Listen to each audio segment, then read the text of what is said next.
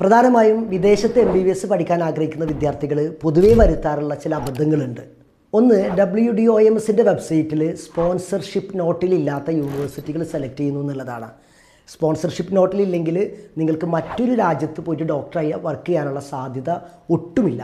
അപ്പോൾ നമ്മുടെ ഇന്ത്യയിൽ അതിനകത്ത് ബുദ്ധിമുട്ടില്ല. എപ്പോഴും ഇതൊരു റിസ്കി ഡിസിഷൻ ആയതുകൊണ്ട് തന്നെ നമുക്കൊരു പ്ലാൻ ബി വേണം. ഇപ്പോൾ WDOMSൻ്റെ സ്പോൺസർഷിപ്പ് നോട്ടിലുള്ള യൂണിവേഴ്സിറ്റികൾ മാത്രം സെലക്ട് ചെയ്യുക എന്നുള്ളതാണ്. രണ്ട്, നിങ്ങൾ FMG റിസൾട്ട് ഇല്ലാത്തൊരു യൂണിവേഴ്സിറ്റി സെലക്ട് ചെയ്യുക. അതായത് നാളിതുവരെ ഈ യൂണിവേഴ്സിറ്റിയിൽ നിന്ന് FMG പാസിംഗ് ഇല്ല, ഇതുവരെ ഒരു കുട്ടി പോലും പാസ് ഔട്ടായിട്ട് ഇല്ലാത്തൊരു യൂണിവേഴ്സിറ്റി സെലക്ട് ചെയ്യുക എന്നുള്ളതും. എപ്പോഴും നമ്മൾ ഈ പാസ് ഔട്ടൊക്കെ നോക്കി സെലക്ട് ചെയ്യുമ്പോൾ നല്ല യൂണിവേഴ്സിറ്റിയിൽ സെലക്ട് ചെയ്യാനുള്ള ചാൻസ് ഉണ്ട്. ഒരുപാട് വർഷങ്ങളായിട്ട് MBBS പഠിച്ചുകൊണ്ടിരിക്കുന്ന ഒരു യൂണിവേഴ്സിറ്റി സെലക്ട് ചെയ്യാനുള്ള ചാൻസ് ഉണ്ട്.